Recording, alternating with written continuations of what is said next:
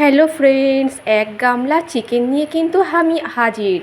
কি বলো তো আজকে হবে রাঙা চিকেন, তাও আবার মায়ের হাতে 5 মিনিটে। তোমরা সবাই জানো মা প্রত্যেক ভিডিওতে বলে বন্ধুরা 5 মিনিট লাগবে।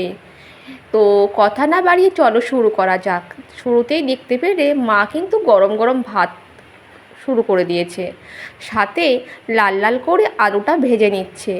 এবার একে একে পেঁয়াজ বাটা, রসুন বাটা, জিরে বাটা, ধনে বাটা, গরম মশলা বাটা সব প্রস্তুত। এবার দেখলে গরম কড়াইতে গোটা জিরে এবং পেঁয়াজ দিয়ে ভালো করে ভেজে নিচ্ছে।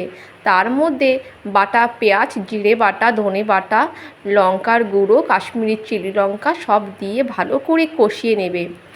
আর এরপর মা বলবে মাত্র 5 মিনিট, যেটা মা সব ভিডিওতেই বলে, তোমরা সেটা সবাই জানো।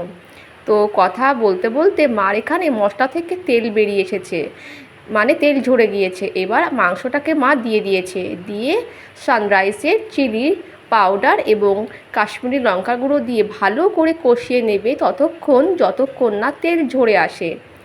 ভালো করে কষিয়ে নেওয়ার পর মা এতে অ্যাড করবে গরম জল আর কিছুটা টেস্ট আনার জন্য কাঁচা লঙ্কা, আর নামানোর সময় গোটা গরম মশলা বাটা। তাহলেই প্রস্তুত আজকের রাঙা চিকেন। ভিডিওটি কেমন লাগলো অবশ্যই কমেন্টসে জানিও বন্ধুরা। তোমরাও বাড়িতে কিন্তু এইভাবে ট্রাই করে দেখো রাঙা চিকেন। আশা করছি রুটির সাথে গরম ভাতের সাথে নিমেষেই খাওয়া হয়ে যাবে।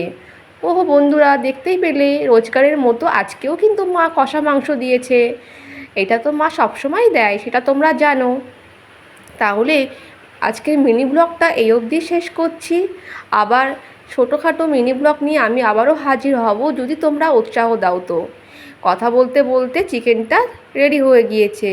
তাহলে শেষ করছি এই অবধি ব্লগটি। নেক্সট ব্লগে দেখা হবে। টাটা।